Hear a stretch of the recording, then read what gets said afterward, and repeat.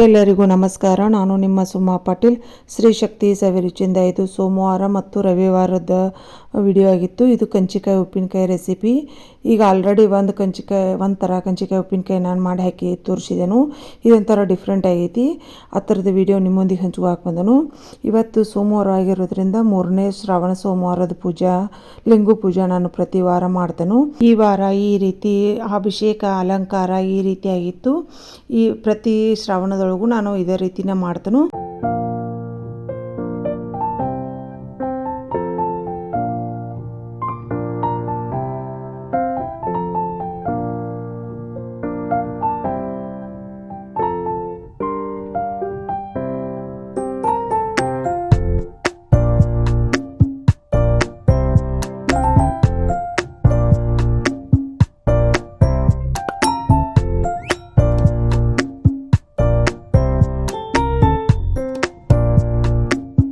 ಈ ಪೂಜಾ ವಿಡಿಯೋ ಸೋಮವಾರದಾಗಿತ್ತು.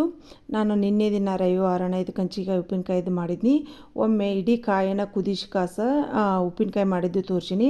ಇವಾಗ ಇವನ್ನೆಲ್ಲ ಸಣ್ಣಗೆ ಹೋಳು ಹೆಂಚಿಟ್ಕೊಂಡು ಇದಕ್ಕೊಂದು ಸ್ವಲ್ಪ ಕರಿಬೇವು, ಬೆಳ್ಳುಳ್ಳಿ ಮತ್ತು ನಾನು ಮಸಾಲೆ ಪೌಡ್ರ್ ಮಾಡ್ಕೊಂಡಿರ್ತೇನೆ. ಎಲ್ಲ ಉಪ್ಪಿನಕಾಯಿಗೆ ಒಂದು ಸ್ವಲ್ಪ ಜೀರಿಗೆ, ಕೊತ್ತಂಬರಿ ಕಾಳು, ಒಂದು ಸ್ವಲ್ಪ ಮೆಣಸಿನ ಕಾಳು, ಒಂದು ಏಲಕ್ಕಿ ಈ ರೀತಿ ಪೌಡ್ರ್ ಮಾಡಿ ಒಂದು ಡಬ್ಬಿ ಒಳಗೆ ಇಟ್ಕೊಂಡಿರ್ತೇನೆ.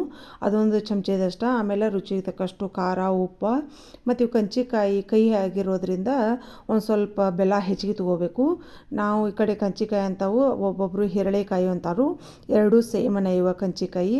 ಒಗ್ಗರಣೆಗೆ ಎಣ್ಣೆ ಇಟ್ಟು ಬೆಳ್ಳುಳ್ಳಿ ಮತ್ತು ಕರಿಬೇವು, ಒಂದು ಸ್ವಲ್ಪ ಹಿಂಗ, ಅರಿಶಿನ ಹಾಕಿ ಇವನೇನು ಕಾಯಿ ಹೋಳು ಹೆಂಚಿಟ್ಕೊಂಡಿರ್ತಾವಲ್ಲ ಅವನ್ನ ಈ ಕಡಾಯಿದೊಳಗೆ ಹಾಕಿ ಒಂದು ಸ್ವಲ್ಪ ಹುರಿದಂಗೆ ಮಾಡಬೇಕು.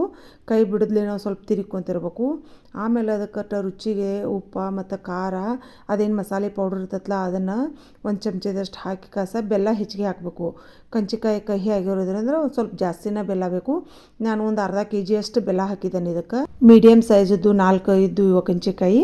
ಅದಕ್ಕೆ ಒಂದು ಅರ್ಧ kg ಅಷ್ಟು ಬೆಲ್ಲ ಹಾಕಿರೋಣ ಟೇಸ್ಟ್ ಆಗ್ತೈತಿ. ನಾವು ಇಡೀ ಕಾಯಿ ಕುದಿಸಿ ಹಾಕೋದು ಅದು ಒಂಥರ ಪ್ರೊಸೀಜರ್ ಚಲೋ. ಅವು ಒಂದು ಸ್ವಲ್ಪ ಚಲೋ ಆಗ್ತಾವೆ. ಈ ಥರ ಹಾಕೋದ್ರಿಂದ ಒಟ್ಟು ಕೆಡಂಗಿಲ್ಲ.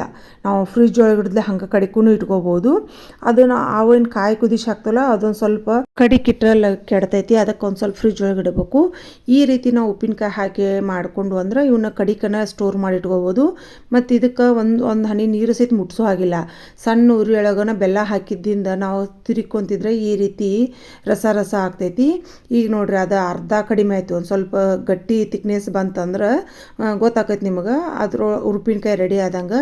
ಈ ರೀತಿ ಕಂಚಿಕಾಯಿ ಉಪ್ಪಿನಕಾಯಿ ಆಗಿತ್ತು. ನೀವು ಎಲ್ಲರೂ ಈ ರೀತಿ ಕಂಚಿಕಾಯಿ ಉಪ್ಪಿನಕಾಯಿ ಮನೆಯಲ್ಲಿ ಮಾಡ್ಕೊಂಡು ನೋಡ್ರಿ. ಟೇಸ್ಟ್ ಮಾತ್ರ ಸೂಪರ್ ಆಗಿರ್ತೈತಿ. ಆ ಕುದಿಸಿ ಹಾಕೋದು ಉಪ್ಪಿನಕಾಯಿಗಿಂತ ಇದು ಉಪ್ಪಿನಕಾಯಿ ಟೇಸ್ಟ್ ಆಗ್ತೈತಿ.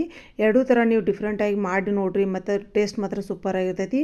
Same procedure. ಒಂದು ಸ್ವಲ್ಪ ಅದು ಕಾಯಿ ಕುದಿಸಿ ಹಾಕ್ತಾವೆ, ಇದನ್ನು ಡೈರೆಕ್ಟ್ ಕುದಿಸಿ ಮಾಡ್ತೀವಿ. ನಾನು ಈ ವಿಡಿಯೋ ನಿಮಗೆ ಎಲ್ಲರಿಗೂ ಇಷ್ಟ ಆದರೆ ಲೈಕ್ ಮಾಡಿರಿ, ಶೇರ್ ಮಾಡಿರಿ, ಕಮೆಂಟ್ಸ್ ಮೂಲಕ ನಿಮ್ಮ ಅನಿಸಿಕೆಗಳನ್ನ ತಿಳಿಸ್ರಿ. ಮತ್ತು ಯಾರು ಫಸ್ಟ್ ಟೈಮ್ ನೋಡೋದು ಎಲ್ಲರೂ ಸಬ್ಸ್ಕ್ರೈಬ್ ಮಾಡೋದಂತೂ ಮರೆಯೋಕೆ ಹೋಗಬೇಡ್ರಿ. ನಿಮ್ಮೆಲ್ಲರ ಸಪೋರ್ಟ್ ಸದಾ ಹೀಗೆ ನನ್ನ ಚಾನೆಲ್ ಮೇಲೆ ಹೀಗೆ ಇರಲಿ. ಎಲ್ಲರಿಗೂ ತುಂಬ ಧನ್ಯವಾದಗಳು.